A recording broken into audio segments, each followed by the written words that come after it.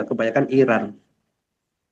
Nah, kalau dengan runtuhnya ini ya saya rasa udah jauh lebih damai, dan Islam ini saya rasa udah semakin degradasi. Dan saya dengar ini kalau nggak salah beritanya per malam ini ada pesawat yang sudah dari Rusia itu yang bukan pesawat untuk kargo bawa barang tetapi untuk bawa manusia ya. Mungkin Khamenei jangan-jangan udah siap untuk diungsikan atau jangan-jangan udah keluar dari Iran ya. Nah, dan sekarang juga udah terjadi pertempuran di dekat gedung itu, gedung apa stasiun televisinya. Jadi begitu direbut ini besok pagi, ya mungkin udah tinggal Pak Levi menyampaikan deklarasi pemerintahan ini sudah diganti dengan pemerintahan transisi. Ya udah habis.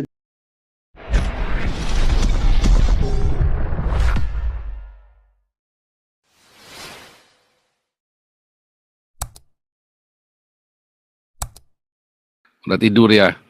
Ombung mau bicara, Ombung? Lanjut, Ombung. Iya. Jadi sudah disambung dan dijelaskan secara gamblang dan detail oleh Pak SK tadi ya, bahwa ideologi yang gagal mensejahterakan masyarakat akan ditinggalkan. Jadi sakralitasnya sudah nggak ada. Jadi kalau dulu orang menghancurkan tempat ibadah itu dianggap sesuatu yang kejahatan yang sangat luar biasa, jahat gitu ya. Dan itu berhak dihukum dengan cara apapun. Tetapi sekarang sudah nggak, agak sulit kelihatannya Pak. Jadi sekarang mau membangkitkan sentimen bahwa rumah ibadah dihancurkan, oleh sebab itu kita harus berjihad untuk ini. Nggak bisa juga, kenapa? Nggak ada suara dari negara-negara Arab gitu. Nah, orang-orang Arab ini juga beda dengan orang-orang Parsi, orang Persia gitu. Berbeda bahasa, berbeda budaya. Nah, jadi nggak ada yang belain si rezim ayat toilet ini. Nggak ada yang belain. Kenapa? Karena yang sana ini orang Arab gitu. Jadi nanti kalau dibilang bela rezim Paramullah, wah, ini berarti bela Syiah dong kan gitu kan. Jadi mereka sekarang ini hanya bisa menonton walaupun gregetan pengen ini ya, pengen katakanlah mau pengen menyerang dengan narasi maupun dengan propaganda terhadap Israel dan Amerika, tapi mau bicara sungkan juga, nanti kalau dia bicara dia belain Syiah. Nah, itu persoalannya Pak Paul. Jadi ibaratnya makan buah si malakama mereka ini sekarang. Tapi rasa anti Israelnya itu tetap hidup gitu ya. Tetap hidup. Tapi kalau kita katakan apakah mereka akan bertobat, saya kira tidak. Kenapa? Karena ideologinya itu, kalau dia misalkan sudah menguasai suatu wilayah dan peradaban ini sudah mundur dan hancur, dia akan meninggalkan itu atau membiarkannya, kemudian mencari peradaban yang lain yang makmur untuk dikuasai lagi. Coba Pak Paul lihat akar sejarahnya dari ideologi ini. Dari bukunya Pak Paul juga saya kira juga sama gitu ya. Bagaimana pemerintahan berganti dari khalifah ke khalifah, berganti-ganti, tetapi ya seperti itu ya, dia pindah-pindah ketika resources yang ada di suatu bangsa itu habis, dia akan pindah ke tempat yang lain. Nah, itu yang terjadi. Saya kira untuk sementara ini ya tergantung bagaimana Cina dan Rusia. Saya kira mereka juga untuk mempertahankan Iran ini sebagai sekutu nggak menarik buat mereka. Cina lebih penting untuk dia merebut Taiwan daripada belain Iran. Rusia juga sama, meskipun ada nggak enaknya buat Rusia maupun China. Kenapa? Mereka kan sudah investasi dalam berbagai macam infrastruktur untuk ini ya, untuk eksplorasi minyak bumi dan gas alam. Itu akan hangus lah gitu ya, kalau andaikan pemerintahan ayat toilet ini sampai jatuh gitu, itu akan hangus. Nah, makanya sekarang mereka berusaha dengan, mungkin juga akan mundur dari nuklir ini sementara, yang penting selamat rezimnya. Cuman itu apakah itu bisa dipercaya? Saya kira tidak. Itu hanya takia dan nggak akan bisa dipercaya. Dan rakyat Iran sudah sangat tahu, kalau ini dibiarkan selamat sekali, ini dibiarkan lepas, ini rezim Paramullah ini, maka tahun depan mereka akan disiksa kembali gitu. Itu dia ya. Jadi ini untuk perang dunia ketiga ya nggak mungkin. Makanya saya lihat itu mantan duta besar di Iran itu ya, si Pak siapa namanya tadi itu yang Pak Paul sempat putar itu. Ini duta besar kok cara berpikir otaknya kok kayak begini? Apa nggak belajar geopolitik dan geostrategi? Duta besar kok cuman mantan duta besar kok ngomongnya kayak orang ini lebih bodoh dari orang yang bisa bicara di Kedituak, Pak Paul gitu. Oke, mungkin ada yang mau menyambung melanjutkan lagi, silakan Pak Paul, silakan. Penutup, ada penutup, mau kasih penutup, Pak SK. Pak Teddy nih, Pak Teddy tambahin lalu Pak SK ya. 55 ya, 5 menit Pak Teddy. Iya, tadi saya menyimak ya, benar. Di Iran itu ya tidak akan jadi seperti kita bayangkan perang atau itu, cuman ada perubahan civilization, peradaban. Kita tahu bersama bahwa kejatuhan pemerintah itu tahun 79. Berarti sudah 40 tahun lah. 45 tahun penguasaan rejimnya Ayatollah Khomeini ya, dengan menggunakan narasi Islam sebagai kekuatan. Sekarang ini rakyat ini dia dari monarki dia berubah. Dulu kalau Anda buka di YouTube zamannya pemerintahan Reza Pahlavi itu memang modernisasinya luar biasa. Maka dirubahlah sistem peradaban itu di bawah pemimpin Khomeini. Ya. Di situ Anda lihat bahwa rakyat ini yang menuntut perubahan itu, peradaban itu. Nanti peradaban itu dia akan tuntut sistem pemerintahan itu. Jangan ada diktator, jangan ada otoritas, jangan menggunakan label agama di dalam menguasai suatu negara. Ya, itu yang dibilang dengan pemimpin spiritual gitu. Ini apa itu namanya, penggiringan begini yang menciptakan negara itu tidak maju, atau kita ingin seperti karena dia punya penganut agamanya itu, dari ajarannya itu. Kemudian kita kembali cerita dari ajarannya itu muncul kebencian itu yang menjadi dasar pemikiran, ya. Karena pemimpin berpikir membenci dulu, baru dia menjadi pemimpin. Ada dasar itu, sehingga peradaban itu yang tidak bisa maju gitu. Itu pokok pemikiran kita bersama secara substansi. Kalau kita gunakan rasio logika kita, empiris dalam teori-teori apa aja. Karena dalam konteks itu mereka didasarkan pada kebencian. Itu persoalannya. Sekarang rakyat Iran ini ingin perubahan gitu kan. Perubahan paradigma dari sistem ini ke sistem itu. Supaya ada keterbukaan di dalam dunia. Anda usah lepas jilbab. Lepas ini, bakar masjid. Jangan agama jadi itu. Jadi alat supremasi di dalam menjalankan kehidupan itu. Karena agama mereka saya bilang tadi dengan dasar kebencian, itu kuncinya.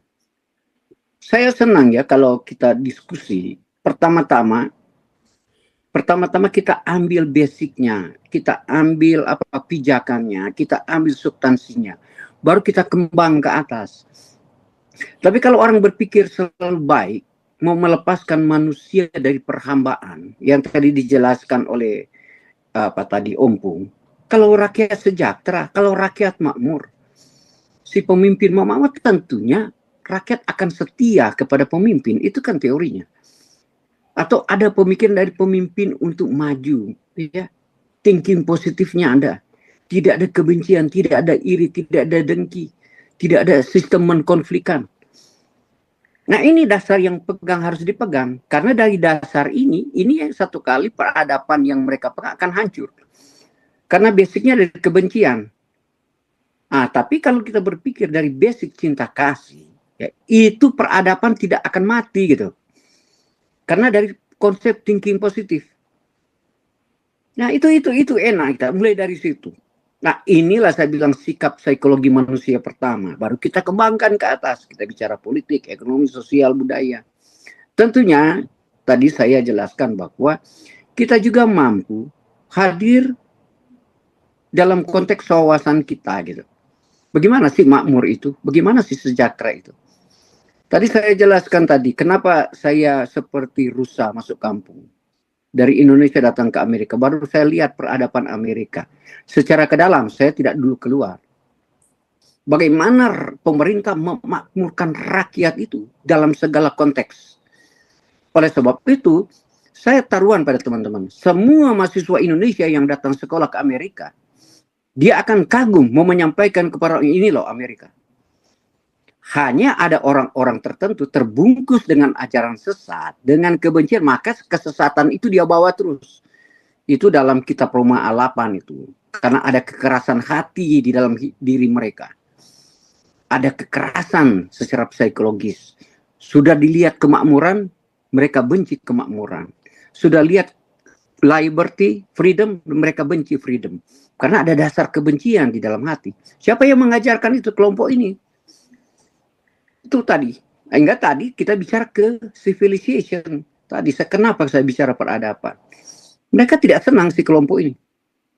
Tentunya pada orang-orang Islam yang cara berpikir freedom liberal, yang teknokrat, yang intelektual, yang punya rasio, logika, mereka akan terhentar. Oh iya benar. Apa yang dikatakan oleh Opung, apa yang dikatakan Grogius, apa yang dikatakan SK. Karena didasarkan pada apa? Tidak ada kebencian, tidak ada iri, tidak ada dengki. Tentunya yang menjadi, saya bilang, anti klimaks kita pada hari ini, teman-teman lagi melawan orang yang rakus seraka, orang yang membenci, orang yang dengki, orang yang iri. Dasar-dasar itu yang oposit dari kita, sehingga muncul pikiran-pikiran kita. Saya senang tidak, teman-teman di sini tidak ada kebencian, tidak ada apa. Melainkan saya juga tidak setuju kalau ada peperangan, ada orang mati. Hari ini umpamanya kita baca GPT udah 549 orang mati di Iran. Tetapi ada yang mengatakan melebihi daripada sudah 1000-an. Nah inilah barang pengiringan opini yang kita dengar sekarang ini. Tapi bagi kita semua sini tidak mau dengar ada begitu. Ada pembunuhan, ada apa. Tetapi tidak heran kalau kita ada marah kepada orang yang mau menciptakan saling membunuh. Yang seperti yang dilakukan oleh pemimpin spiritual ini. Ini konsep-konsep ini yang harus ditanamkan dulu pada rakyat Indonesia dan kepada kita semua. Oleh sebab itu saya tidak heran Pak Paul mau mengatakan bahwa orang Indonesia baik daripada semua etnis suku bangsa di Indonesia. Dari Irian, dari Sulawesi, saya ulang-ulang itu mereka baik Pak. Setelah masuk doktrin ini mereka jadi jahat Pak. Baru kita pakai hipotesa gitu. Di mana ada konflik itu yang sebabkan konflik ini gitu. Baru pendekatan apa Pak? Pendekatan modernisasi. Sekarang ini atau pendekatan antropologi sejarah di Indonesia selalu konflik dari ini, dari kelompok-kelompok ini yang bilang kiai lah, ya kan? Mau dibilang zaman Diponegoro lah, kita masuk ke zaman Gajah Mada, Sriwijaya, maka kelompok ini datang mereka dari sana membawakan ini, maka muncul sejarah kita selalu ada konflik antara etnis sampai sekarang karena agama ini, ya. Tapi itu cara berpikir yang rasional, yang logika dengan menggunakan hipotesa. Oleh sebab itu tidak heran skala kecil aja mereka sudah melakukan seperti apalagi kita bicara dunia internasional, kita bicara Iran. Itu konteksnya cara berpikir. Tidak heran teman-teman kita to the point bicara itu supaya banyak orang yang menganut Al-Quran Islam itu kembali ke pemikiran oh iya ya benar. Al-Quran saya diajarkan tentang kejahatan terus-menerus. Itu benar. Bukan dari saya yang mengatakan itu, dari kelompok Islam itu yang pemikir modern. Kenapa Islam tidak maju? Ustadz bilang, Ustadz kenapa Islam tidak maju? Karena tidak mampu menerima peradaban modern. Itu mereka sendiri, bukan dari saya. Oleh sebab itu kalau ada orang membantah, saya oke lah. Karena saya cuma dapat dari GPT itu, bukan dari saya gitu. Dari AI gitu. Sekarang kita ya teman-teman di sini menyuarakan terus itu, corong ini kita gunakan untuk merubah peradaban Islam itu. Berubah loh cara berpikir. Jangan ada kebencian, jangan ada iri, jangan ada dengki. Kalau ada orang yang ingin maju lebih kamu, dorong dia maju. Kalau ada orang ingin mensejahterakan kamu, dorong dia lebih sejahtera. Jangan Anda benci. Ini yang dilakukan Islam. Yang terjadi di New York. Demokrasi yang sosialis. Si Mamdani ini benci kepada orang-orang kaya karena merasa orang kaya ini lebih memperkaya diri untuk bukan begitu cara berpikir karena kemalasan kamu itu yang menciptakan kamu iri. Usahakan orang yang miskin itu kamu cerdaskan menjadi lebih kaya dan dorong dia menjadi lebih kaya daripada orang kaya. Karena Islam selalu menggunakan narasi itu teman-teman yang dinamakan sosialisme. Itu saya cuma baca dari pakar sosiolog ya, bukan dari saya. Pakai ideologi ngerampok Pak. Terima kasih Pak. Terima kasih. Iya. Bisa ngerampok aja kerjanya. Iya, suka Silakan Pak Iska. Lanjut. Iya. Iya, narasinya dia emang ideologinya ngerampok dari dulu tuh, Pak. Memang Ngerampok. iya, Iya, Pak. iya. Kerja. Sunnah Rasulnya Mereka kan, merampok. Iya, Makanya dengan memang itu alasan- salah satu dakwah mereka, merampok Iya. kafir itu dihalalkan, Iya, dengan mencuri, alasan kalau memperkosa negara, orang kafir. Ya. iya kalau Saya- negara alasannya nasionalisasi. Saya kan ada Nasionalisasi kalau di pengalaman, Indonesia, Pak. betul. Saya ada pengalaman di Jakarta waktu kerusuhan itu. Ya kan ada istilah dulu, istilah pertama kecemburuan sosial, kesenjangan sosial, konflik sosial. Ternyata yang menyenjangkan itu orang miskin itu yang melihat orang-orang yang non pribumi itu kaya, maju dalam bidang usaha. Maka si orang-orang ini, Pak, bikin konflik. Iya, Ya dibakar oleh politik itu. Saya ada sejarah itu masih saya ingat. Narasi Waktu Pak kerusuhan. Permesta itu benar. Itu justru kalau orang kaya itu bukan dicemburuin, tapi gimana ngajarin yang miskin ini supaya naik level. Mereka juga bagaimana bisa menjadi kaya, bukannya malah dipanas-panasin untuk cemburu. Nah inilah biasa dipakai oleh Islam ya begitu, nggak bisa kerja, cara gampang sengaja dibenturkan. Kan sama seperti kayak si Anies kemarin, politisasinya kan begitu. Ya kan, pribumi sama non pribumi. Pak, Pribumi itu, Pak. miskin. Kan begitu Saya dipakai. analisa itu peradaban itu bukan karena apa itu pergeseran nilai sosial yang ada di masyarakat, bukan. Itu ada nilai-nilai dari Al-Quran itu yang muncul sehingga orang jadi begitu.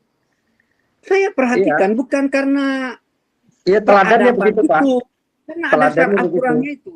Baru Iya, orang teladannya tanya. memang kerjanya gitu. Iya. Makanya itu dipakai sama ulama-ulamanya ya untuk mendapatkan posisi ya cara-caranya begitu, ngerebut, ngambil kekuasaan, akhirnya ya kerjanya ngerampok. Bahasanya ya kalau udah negara lebih halus ya nasionalisasi. Pak Paul mungkin umpamanya menyangkal pandangan saya ya. Dan saya coba buktikan kenapa saya bilang bukan karena itu. Orang kalau dia belajar tusi Al-Quran akan muncul itu. Tapi ada orang Islam ya yang dari Indonesia datang ke Amerika. Dia masuk berubah peradaban dia. Dia sudah tidak mengenal lagi doa-doa berapa waktu itu Pak. Karena dia sudah tersistem dengan kerjanya di warehouse saya gitu. Hidupnya maju Pak. Mulai maju, berkembang peradabannya. Jadi dia maju gara-gara nggak sholat lagi ya? Ya, Anda sholat. Bukan saya berasumsi, supaya kamu. Enggak, benar Pak. Mereka maju. Peradabannya berubah gitu.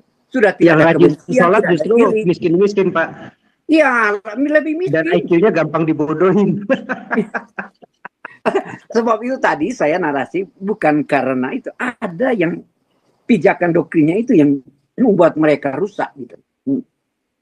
Oleh sebab tadi Pak, sorry ya, istilah induksi-deduksi saya ambil dari dasar cara berpikir pijakan itu dulu, baru saya kembangkan bicara dunia manapun. Ya karena dasarnya dari situ. Baru saya juga baca antropologinya, sejarahnya, arkeologinya, apapun baca. Oh iya benar ya. Hampir di semua luas sistem tantanan kelompok ini Pak. Ya. Itu sedikit Oke, penutup Pak Iska, penutup. Ya. Iya. Jadi saya coba ngambil dari sudut pandang Islam dulu nih ya, dari sisi Islam. Bahwa kejatuhan Khamenei ini ya kita perkirakan sudah mungkin tinggal besok atau lusa itu udah jatuh. Ini menjadi bukti pahit bagi banyak ormas-ormas Islam, organisasi massa Islam, bahwa penggabungan mutlak antara kekuasaan politik dengan otoritas agama itu selalu akan berakhir pada penindasan, ya. Nah, itu yang terjadi di Iran sehingga rakyatnya akhirnya berontak ya terhadap penindasan Khamenei yang menggabungkan secara mutlak ini kekuasaan politiknya dengan otoritas agamanya. Nah, citra ramatannya dia sebagai ajaran ramatan lil alamin, di mana rakyat Iran sendiri membakar masjid.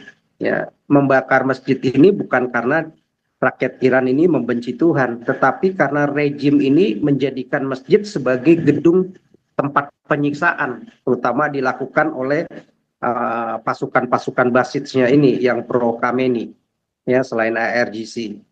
Nah, bagi dunia Islam ini justru menjadi satu peringatan keras bahwa ketika tempat ibadah dipolitisasi untuk kekerasan, untuk ide-ide rancangan-rancangan jahat, udah pasti akan kehilangan kesuciannya, nggak akan dihormati lagi, sehingga ya itu masjid pun dibakar, ya.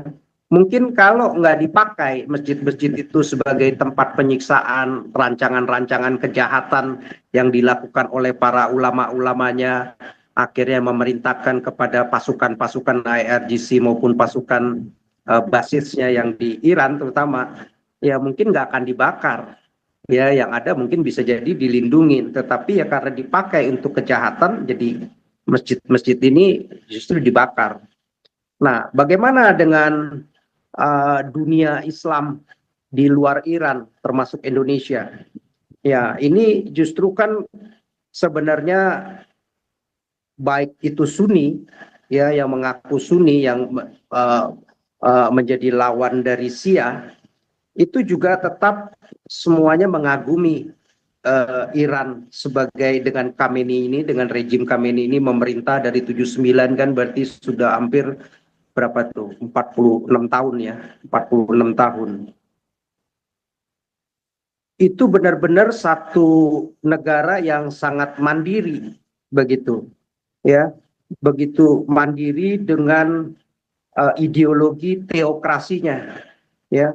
Mereka kagum, bahkan waktu mereka benar-benar membiayai proksinya untuk melawan Israel dan Barat, mereka walaupun berbeda pandangan, berbeda mazhab, tetapi mereka mengagumi Iran dan Khamenei, bahkan dianggap ya sebagai pahlawan Iran itu, begitu. Bahkan mereka malah mulai degradasi terhadap Arab Saudi, terhadap Uni Emirat Arab yang negara-negara kaya, termasuk Kuwait, termasuk Turki, ya. Mereka malah degradasi rasa hormatnya. Mereka malah justru lebih hormat kepada Iran, begitu ya, kepada kelompok teroris Hizbullah dan Hamas, karena seolah-olah membela Palestina, begitu. Tetapi akhirnya runtuh kemandirian Iran ini, ya, sebagai satu-satunya negara yang berani menentang Amerika maupun Israel, begitu ya, melawan Israel. Karena ya sekarang klimaksnya penderitaan rakyatnya itu yang sudah beberapa dekade akhirnya membuat ini mungkin ormas-ormas Islam selanjutnya, termasuk MUI, ulama-ulama, mungkin kelompok-kelompok internasional Hizbut Tahrir maupun Ikhwanul Muslimin dan yang lain-lain itu, mereka ketakutan bahwa akan ada gelombang ateisme, ada gelombang skeptisme terhadap agama Islam di seluruh dunia Islam nanti, karena melihat kegagalan teokrasi Islam. Islam begitu mendominasi di Iran, negaranya pun pahamnya teokrasi Islam, ulama-ulamanya begitu berjaya luar biasa, tetapi yang ada tragis, ya, rakyatnya ingin membunuh pemimpin agamanya. Bahkan ulama-ulama radikalnya ini dikejar-kejar nanti nih, mau dibunuh, dan beberapa rumah mewahnya mereka sudah dibakar, ya, mungkin ada sekitar 20 rumah ulama itu yang sudah dibakar, begitu, ya. Nah, jadi kegagalan Iran membangun sudah cukup panjang waktunya, hampir 46 tahun. Iran dengan teokrasi agama Islamnya begitu mendominasi, ya, bahkan pakaian pun mesti diatur, yang murtad pun bisa dibunuh, dilarang, kan udah begitu luar biasa memaksa rakyatnya itu untuk menuruti hukumnya Islam yang dibangun di Iran. Tetapi gagal juga, yang ada malah kebencian dan banyak yang keluar. Dan dilihat Iran ini sekarang banyak yang sudah skeptis, udah menjadi ateis, bahkan yang dari Kristen aja udah diperkirakan 1 juta lebih, walaupun nggak berani terang-terangan, ya, kecuali mereka yang bermigrasi ke Amerika maupun Eropa, ya. Nah, Jadi ini mungkin akan menjadi kekhawatiran ormas-ormas Islam bahwa Islam ini makin banyak nanti yang semakin skeptis dengan Islam, dengan